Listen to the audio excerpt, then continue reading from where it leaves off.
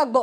রাজ্যে এসআইআর এর কাজ শুরু করছে কমিশন। হ্যাঁ, 1 নভেম্বর থেকেই রাজ্যে এসআইআর, 3 মাস টার্গেট নেওয়া হয়েছে এসআইআর এর কাজ শেষের। কোন কোন রাজ্যে, ভোটমুখী রাজ্যগুলিতেই এসআইআর এর কাজ শুরু হবে, আরো ডিটেল আপডেট এ বিষয়ে জানাতে পারবে মৈত্রেয়ী রয়েছে আমার সঙ্গে। মৈত্রেয়ী, রাজ্যে তাহলে এসআইআর এর কাজ শুরু করছে কমিশন।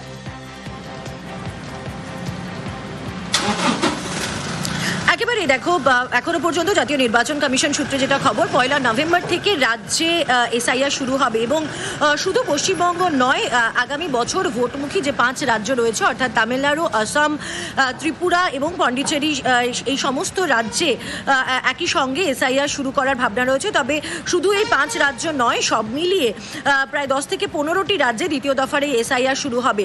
3 মাসের টার্গেট রাখা হয়েছে এসআইআর এর জন্য, যেরকমটা বিহারের ক্ষেত্রে ছিল, অর্থাৎ 1 নভেম্বর থেকে শুরু হয়ে 3 মাসের মধ্যে এসআইআর প্রক্রিয়া সবটা শেষ করার লক্ষ্য নিয়ে এগোচ্ছে জাতীয় নির্বাচন কমিশন। এবং এখনো পর্যন্ত জাতীয় নির্বাচন কমিশন সূত্রে যেটা খবর, আগামী সপ্তাহের একেবারে গোড়ার দিকে সোমবার মঙ্গলবার নাগাদই এ বিষয়ে নোটিফিকেশন এবং যে প্রয়োজনীয় নির্দেশিকা সেটা জারি করা হবে জাতীয় নির্বাচন কমিশন সূত্রে।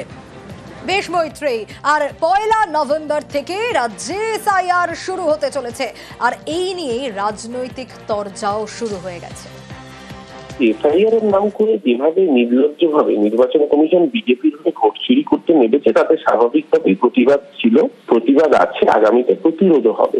এই যে বর্ডার লাগোয়া বাংলাদেশ বর্ডার লাগোয়া অঞ্চল, এখানে দেখা যাবে প্রায় অধিকাংশ লোকসভা আসনে বিজেপি জিতেছে এবং সেগুলো ইনভেরিয়েবলি হিন্দু শরণার্থী ভোট ব্যাংক।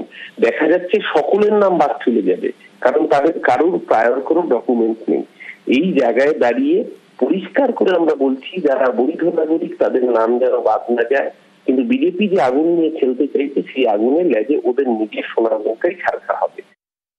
কেন্দ্রীয় নির্বাচন কমিশন তাদের সাংবিধানিক পরিধির মধ্যে থেকে এসআইআর করছেন। একটা সুস্থ স্বাভাবিক ভোটারদের লিস্ট আমরা পাবো, সমস্ত রাজনৈতিক দল পাবো, যেখানে কিনা বাংলাদেশি অনুপ্রবেশকারী মুসলমান ভোটার থাকবে না, রোহিঙ্গা ভোটার থাকবে না। তো এখন এদের এই বেদনার বালুচরে দাঁড়ানো বন্ধ হোক।